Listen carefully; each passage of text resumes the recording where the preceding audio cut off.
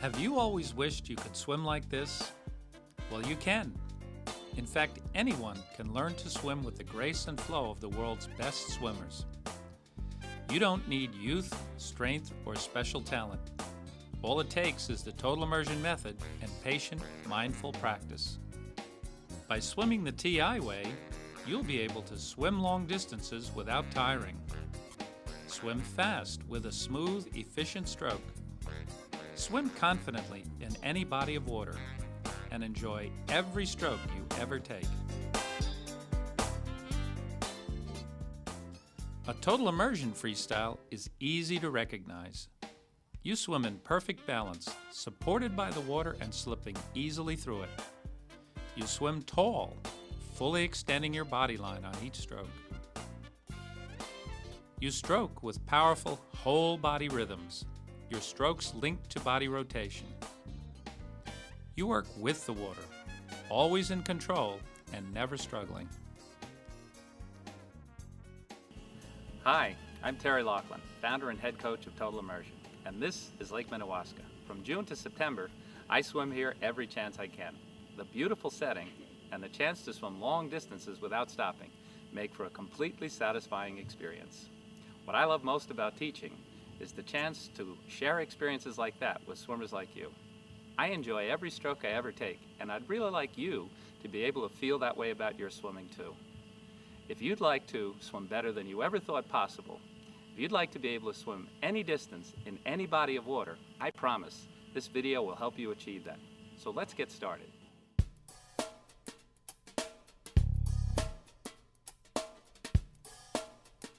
Mastering balance is the key to success in the TI drill sequence. You may find it easier to learn balance with a partner. We call this team learning.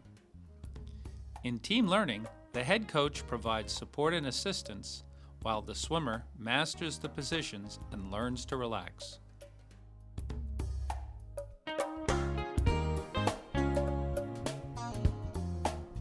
To start balance on your back, the head coach positions your head so water touches the corners of your goggles and your face is parallel to the surface. We call this hiding your head. As Toby toes, Jennifer starts kicking lightly, just flicking her feet upward and ruffling the surface. Listen to your kick. Quieter is more effective and more relaxing. When Susie sees that Joe's kick is relaxed and streamlined, she releases him but continues leading. Her draft helps Joe maintain a light, efficient kick. Resume towing if you see any hint of struggle. As Toby is towed, she memorizes her head position and the feeling of a long, clean body line to maintain that sensation after release. Practice tow and release repeatedly until you feel the same ease solo you feel while being towed. As you practice solo, focus mainly on keeping calm water at the corners of your goggles and lay back until your hips and legs feel light. Don't worry how far or fast you go. The goal is a kick as gentle and quiet as Catherine shows here.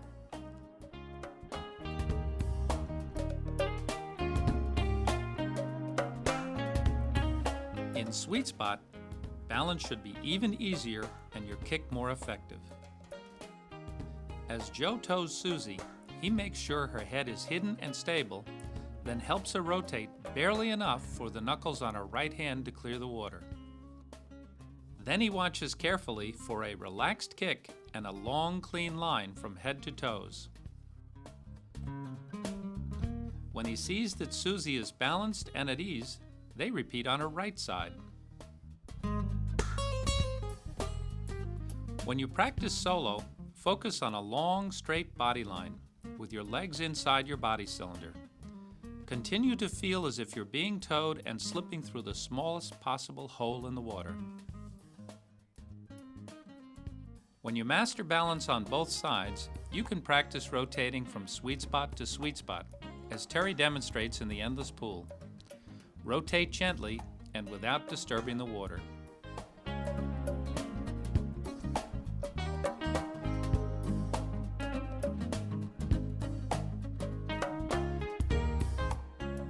You don't need much of a kick to swim efficiently, but a poor kick can make the drills more of a challenge than they should be.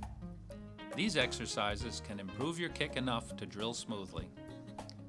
Towing helps you relax and keep your kick gentle and compact. This is far more effective than kicking harder. Try to feel the same after release as you did while being towed, even if for a short distance. This will help imprint the right habits. Patiently increase your solo drilling bit by bit. Learning to relax is far more important than kicking hard or fast. Vertical kicking improves your efficiency by teaching you to kick from the top of your leg, like a pendulum. This increases propulsion and reduces drag. Stand tall and kick with a long, supple leg. Lengthen your leg from hip to toe and keep your kick compact. A tight, steady kick like Catherine's takes less energy than a wide, slower one. You can scull your outstretched hands for support as you learn the position. As your kick improves, fold your arms as Joe does. The most important role of your kick is to help rotate your body. Improve your feel for this by practicing quarter rotations every few seconds. If you feel vertical kick is helping your efficiency, it's helpful to start back balance or sweet spot with a bit of vertical kick, then lay back into position as Catherine does here.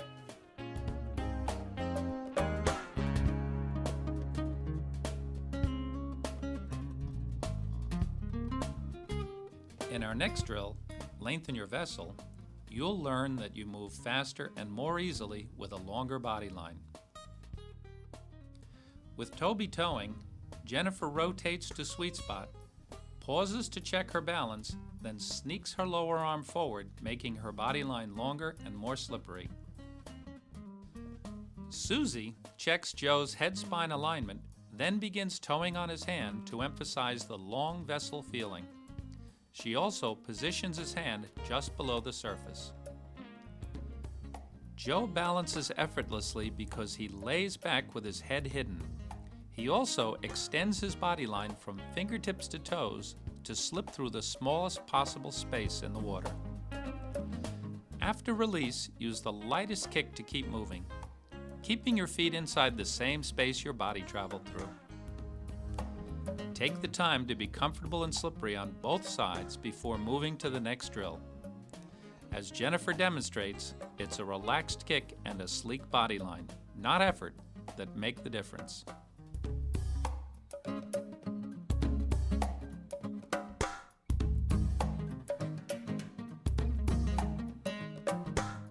We call this the fish drill because, just as fish do, you'll move through the water in a perfectly balanced, fish-like shape, leading with your head. Fish drill will also teach you to breathe by rolling your whole body to the air. Toby supports Jennifer's feet as she rotates to a nose-down position for the first time.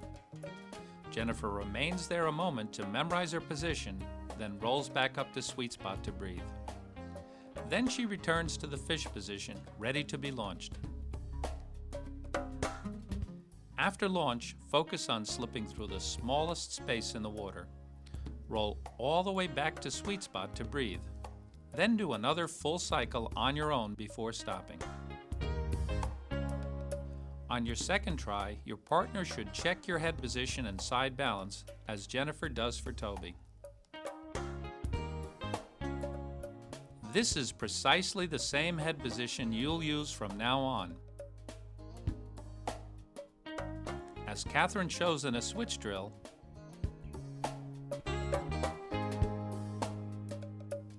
and Terry shows while swimming.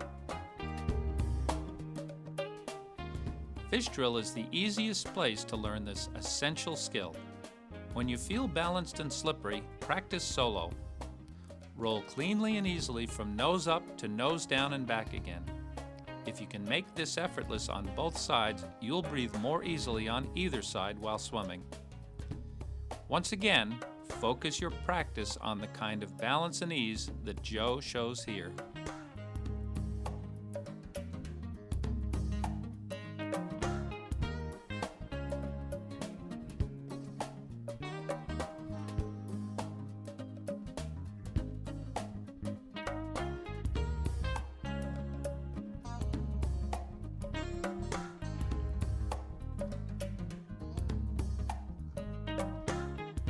It's an easy transition from fish to our skating drill, which teaches you how balance will feel when swimming and how to stay long and balanced while breathing.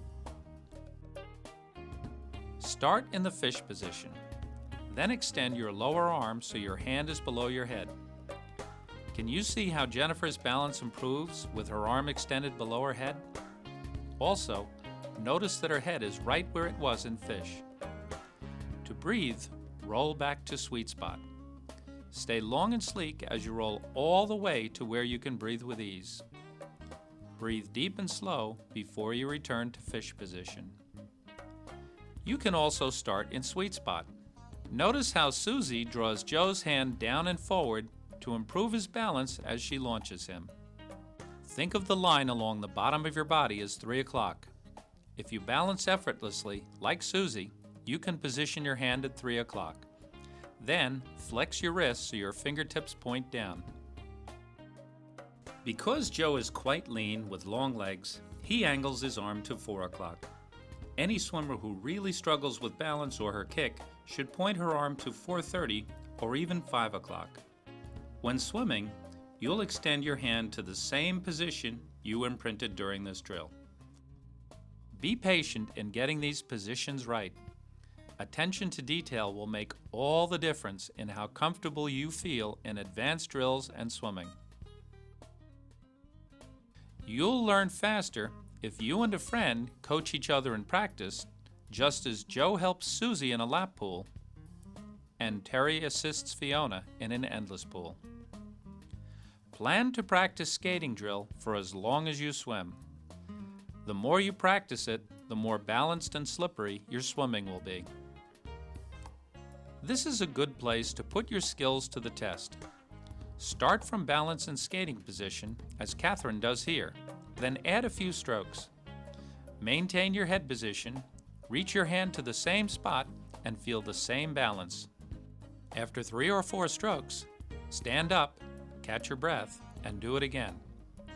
This will give you a preview of your new stroke.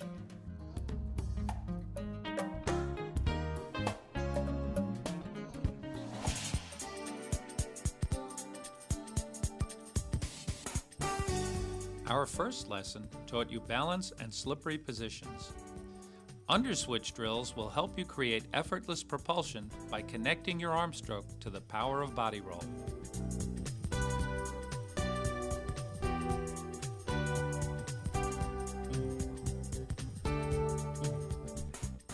This skating variation reinforces balance and slippery positions as it teaches you recovery timing that helps you swim taller. After balancing in skating position, sneak your rear hand and see it under your nose. You should probably complete 4 or 5 cycles in 25 yards. Here Joe gives a great demonstration in how to slip through the water like an arrow through the air. His skating position is perfect as he looks at his hand. Pause here to check that you're still balanced in skating position, then return your hand to your side. Notice how Jennifer bubbles out from her nose while looking down. She could make her position even better by turning her left palm down and angling her fingertips toward the bottom. From overhead, you can see how Terry rolls back and forth cleanly like a log, how he breathes deeply in sweet spot, and how he stays poised on his side as his hand comes forward. Mastering this will help you imprint timing for underswitch, our next drill.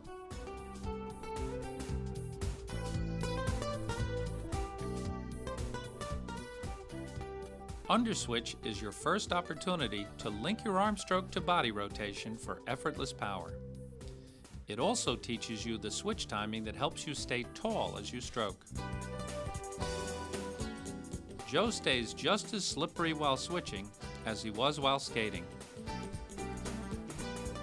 In slow motion, you can see the timing imprinted in underskate triggers the switch here. When Joe's right hand passes his head, his right hip drives down, which drives his left hand back. That's how you link the stroke to core muscle for propulsive power. Jennifer has mastered the timing. Her next skill will be to learn a firmer position for holding the water with the lead arm. Here, Ian shows you something that may happen to you.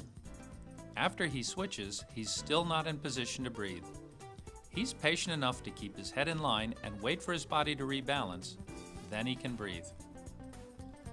As Joe demonstrates, one way to fix that is to make your switch crisp and smooth, taking your belly button to the air. Finish right to sweet spot and you'll breathe more easily.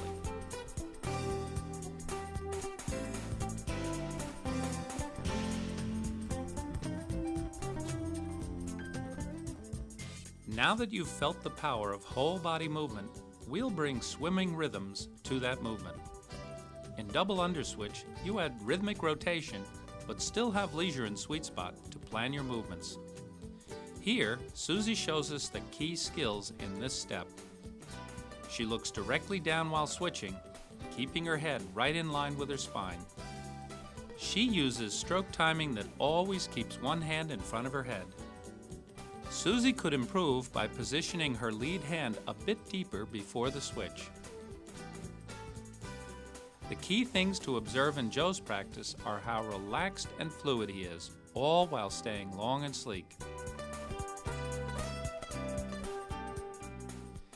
Jennifer has only just learned this drill, yet she displays a wonderful grace and economy in her movements.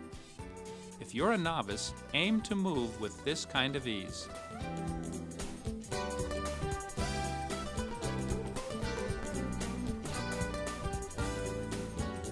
Toby, also a novice, holds her head a bit high, but has really mastered the switch timing.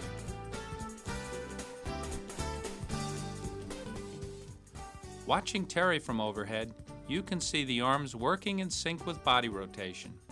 Double under is the perfect place to imprint this.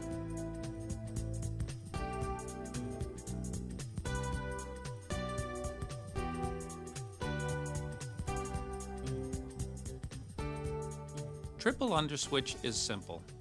Once you feel relaxed and comfortable, just add another switch before pausing in sweet spot. The extra switch allows you more opportunity to make key skills into habits. Each of our swimmers displays some of these valuable habits. Terry shows a flowing, unbroken rhythm. He doesn't hurry, but he never stops rotating until he pauses in sweet spot. Ian really hugs the surface with water flowing over the back of his head throughout his switches. Susie is a master of timing. She switches at the same moment every time. As in his other drills, Joe is about as slippery as you can be. You might say he pierces the water, even as he sneaks his arm and switches. Susie shows how to relax your legs, which saves energy for longer swims. Pause your kick while switching, then pick it up again, gently, in sweet spot. Terry shows that you can improve your rhythm by rolling a bit less during your switches. Now is the best time to learn to solidly anchor your hand. When Joe sees his hand, he flexes his wrist to turn the other hand and forearm into a lever for holding the water.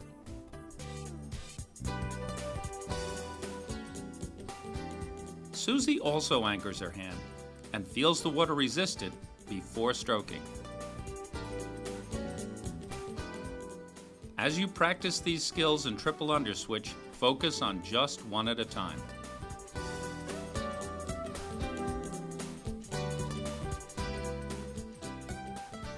After you've mastered triple under, you might have a little fun with underwater freestyle, if you can do it as Joe demonstrates here. It's a simple way to make a long, sleek body line and whole body rotation a habit. Start with a deeper push-off than usual. The extra water resistance will make you more aware of keeping your head in line, extending fully, and rotating to slip through the smallest space.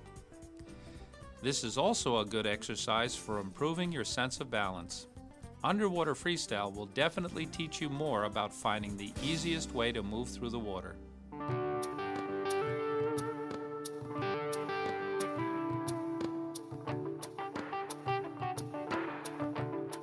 Zipper drills are the most transforming part of the entire TI drill sequence. They improve your balance and teach valuable stroke habits, especially a compact recovery, which is essential for efficiency. You can rehearse the next step with a dryland exercise. Begin as Catherine does, then slowly drag your thumb along your breastbone to your ear, as if pulling a zipper up your side. Lead with your elbow for as long as possible. Here, Terry demonstrates how a partner can check your head position and help you lead with your elbow so your forearm hangs like a marionette. Then wag it gently to check for complete relaxation. Practice on both sides and keep the arm alongside your body. You can even practice a switch as you go from one side to the other.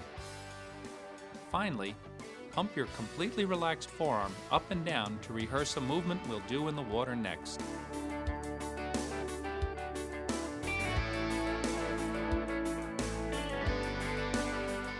Zipper skate will be the most valuable balance and body position drill you'll ever do because it teaches you how to lay on your lungs. With that feeling, you'll swim and drill better than ever. Joe shows here how critical it is to make sure your head and lead hand are correctly positioned before you start the zipper movement. With that foundation, he's perfectly stable, even with his arm poised overhead. Also, notice that he keeps his hand completely underwater and his arm alongside, not above, his rib cage. Jennifer's a bit of a sinker, but as long as she keeps that lead hand at 5 o'clock, she'll sink in equilibrium with hips and shoulders even, a valuable balance lesson. Ian also sinks a bit, but because he stays balanced, he has great control. Can you be so relaxed that the water flexes your hand back, as Ian shows? When you feel great balance, pump your arm alongside your ear as Joe demonstrates. This will imprint where you'll make the switch in our next drill. Practice until you feel as if you can glide effortlessly like this. The more balance you feel, the better you'll swim. And here, Joe and Ian show the great value of using the TI team learning approach while practicing zipper skate. Here, Joe is pushing Ian gently along from behind the elbow. This heightens the feeling of having the elbow leading while allowing Ian to feel a completely effortless glide. Next, Ian helps Joe perfect his side balance position, which Joe maintains for a moment before doing one switch. When drilling solo or swimming, recall the balance and control you felt while doing this exercise.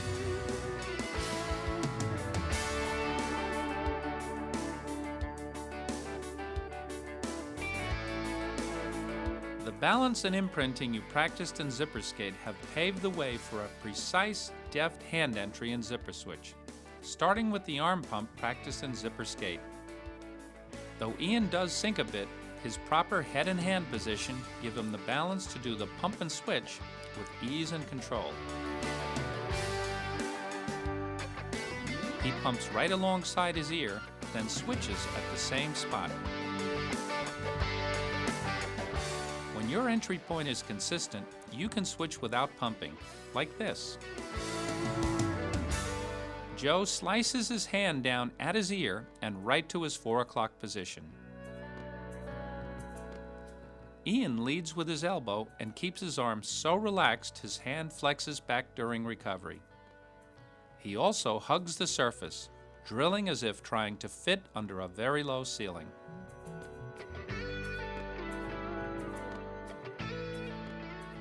Watching Terry in the endless pool gives you another look at where the hand slices down, right beside the ear, while the other arm is still outstretched. Watching underwater, you can see the switch timing. One arm entering triggers the other to begin its stroke. When you master this timing, your arms will feel like a powerful extension of your core body.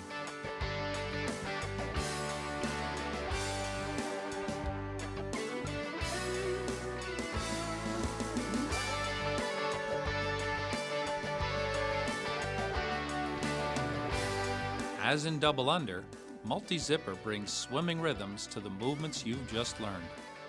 As you can see, we're on the verge of actual swimming. Jennifer shows the basics of double zipper. She keeps her head hidden and slices her hands down to 4 o'clock.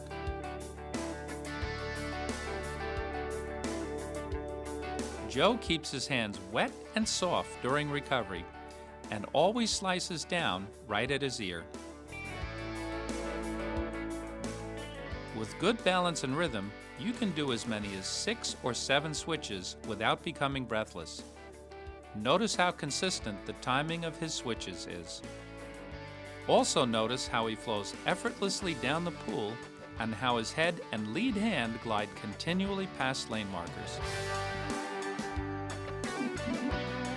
Like Ian, Catherine hugs the surface as if she were swimming under a very low ceiling.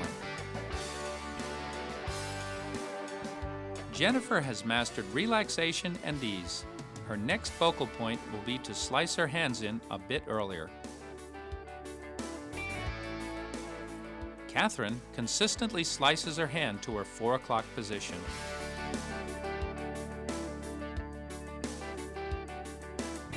Here, Terry shows how to develop a sense of core body rotation rhythm. While his front hand is patient, his rear hand never pauses. Swimming in a gentle current in an endless pool, he simply maintains his switching rhythm to stay in place with barely any effort. This is the best way to develop the economy that's so important in distance swimming.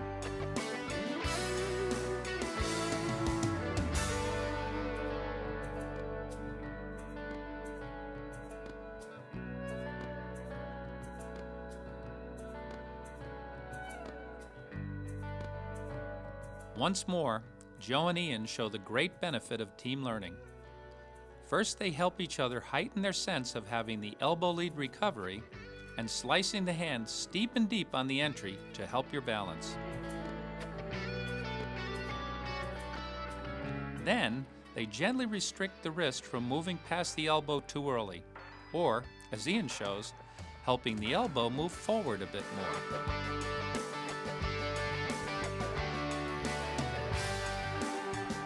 Working with a partner may be the best way to learn the entry timing in zipper switches.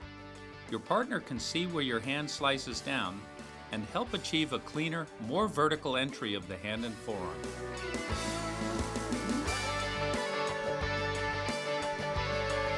Ian uses a light touch to help Joe lead with the elbow a bit longer. That helps Joe understand the feeling he should strive for. The greatest transfer of learning happens when they continue collaborating on multi-zipper switches in shallow water. A touch at the elbow or wrist is all it takes to make the entry while drilling exactly the same as it was while standing in place.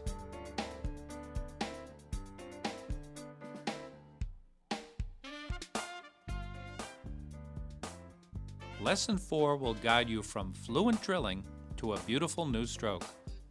You'll also learn the best way to fit rhythmic and seamless breathing into your stroke.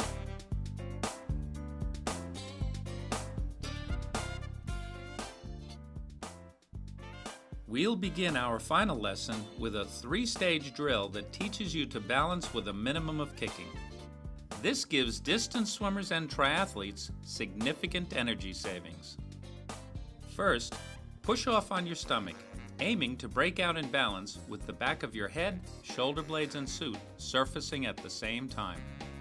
Glide as far as you possibly can without kicking, until your legs drop or you stop traveling forward. Repeat until you can't go 1 inch farther. Next, push off and take 1 stroke to put yourself into the skating position. Again, no kicking. Focus on driving the other hand deep to the same position you imprinted in the skating drill. Concentrate on driving your fingertips down. Change arms on the next push-off. Finally, add a zipper skate just after you break out. Again, glide as far as you can without kicking. Do you see how the weight of his zipper arm tips Joe into better balance? This practice should help you feel more balanced and stable than before. If you've got a partner, Work with each other this way. Meet your partner right where he begins zipper skate and help him travel farther by towing. You'll feel amazingly effortless balance with this. When your timing and balance feel impeccable, then add a few switches, after pausing for the briefest moment to feel balance and zipper skate. Joe runs silent and deep here like a nuclear submarine.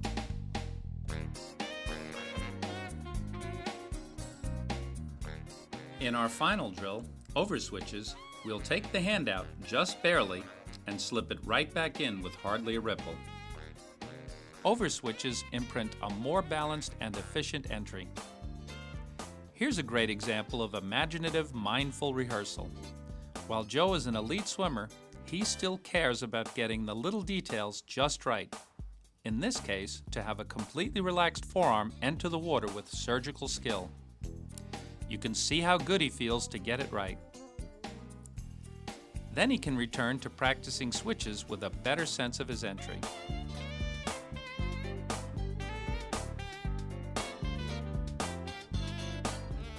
Toby, having just learned this drill, practices super slowly to allow herself time to think about each switch. Catherine, by practicing with fist gloves, achieves an extraordinary level of finesse.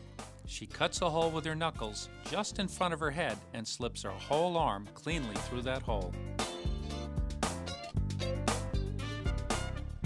A good way to learn this efficient entry is with an exercise we call ear hops. As you see Terry doing here, try to hop your hand over your ear and drop it right back in. Your goal is to have your hand out of the water for the briefest possible time and to clear the water by the slightest margin. Feel your entry this way. Cut a hole in the water with your fingertips and slip your entire arm cleanly through that hole. Slice your hand in silently and drive it below your head. The more switches you can do before going to sweet spot, the more deeply you'll imprint this. After the entry comes the propulsive part of your stroke. Focus almost entirely on what happens in front of your shoulders. Propulsive force comes from the hand entering. To add power to your stroke, don't push back harder. Slice the other hand in with more energy. Then be patient on the catch. Try to trap a large volume of water inside your arm. Feel as if you're scooping pudding before you stroke. You can improve your feel for a solid catch with a stretch cord exercise. First, Terry helps Mark keep his elbow stationary as he presses his hand back. Then Mark continues on his own. Just rehearse the first few degrees of movement. When you get it right, you'll feel the muscles behind your shoulder being activated. When you really feel early pressure on your hand and forearm, take it to the water. Our final partnered exercise will help you catch all the water at the very beginning of your stroke. Hold your partner's feet for several strokes, allowing the legs to move naturally with body roll. After release, take 5 or 6 relaxed strokes to cultivate the same feeling of early pressure that you felt while being held back. This exercise can also improve your feel for how the kick helps trigger body roll, as each downbeat drives the opposite hip down and your opposite hand forward. Don't emphasize pushing back to your knee. Notice the C-shaped finish that allows the elbow to easily lift the hand from the water. The final skill is to fit seamless breathing into your core body rolling rhythm. Here's how you can do it. At first, breathe in frequently as Catherine does, so you can make each breath an examined action. You get the breath by rolling right to where the air is and back the other way without a hitch. When your body rolls to the air, your head goes along for the ride. If your body rolls freely, it's easy to keep the head aligned as you breathe. The water flows over the back of Terry's head between breaths. His head creates a bow wave as he rolls that gives him all the air he needs. The key is to use your body roll to make that happen.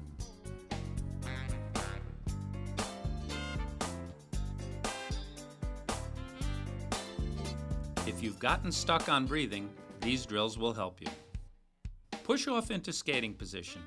Then, grab several quick bites of air without rolling to sweet spot. After a few practice bites, then try one stroke cycle with a regular breath. Next, do as Jennifer shows here, alternating one luxurious pause in sweet spot with one rhythmic breath.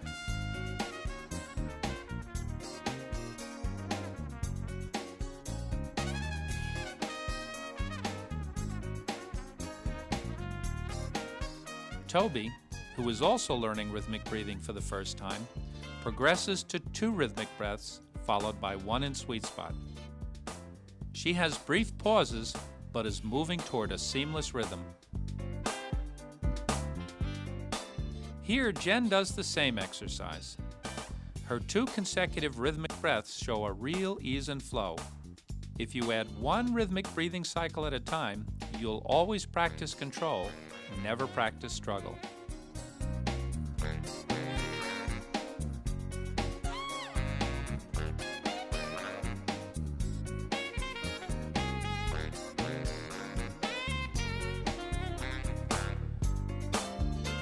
And here's Ian doing the same exercise.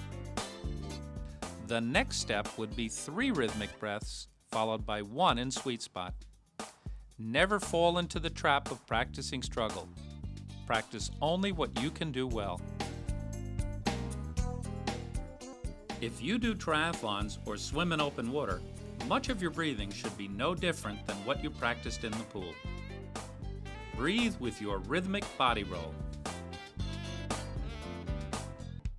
Just keep in mind to roll all the way to where the air is. In higher waves or chop, just roll farther. When you need to navigate, the key skill is to look, then breathe without interrupting your rhythm, and hug the surface as you do.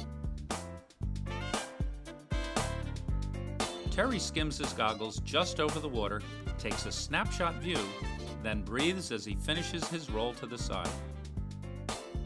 You'll save time and energy by maintaining your normal stroke and breath rhythm as you sight. And don't forget that you've always got your sweet spot. Anytime you need a bit of rest, just roll to sweet spot for a few extra breaths, then resume normal breathing.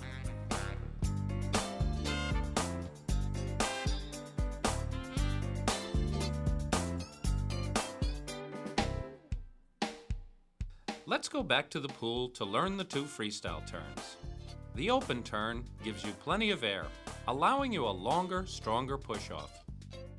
Remain sideways as you turn to minimize resistance as you rock back. Notice how Terry rocks his head straight back and drops his left hand behind his ear to prepare for push-off. Underwater, he tucks his legs tightly to reduce resistance, drops back sideways, uses his right hand to help pull his body under, puts one hand atop the other as he reaches a horizontal position on his side, and squeezes into streamline as he pushes off and rotates. The flip turn is faster, but it's essential to do it economically to avoid oxygen debt.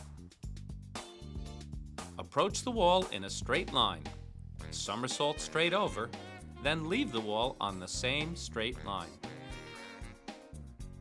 Rotate after your somersault so you can push off on your side. Make your turn easier and faster by keeping your heels as close to the surface as possible and hitting the wall with as little noise and splash as you can. Terry initiates his somersault by tucking his chin and trying to bring his nose to his knees. His hands meet overhead as his feet land at the right depth for a horizontal push-off. Then he pushes off on his side and strokes the bottom arm first.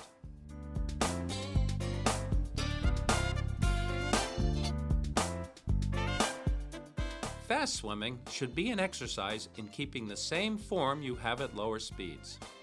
Fast looks different for a 26-year-old sprinter like Joe than it does for a 52-year-old distance swimmer like Terry.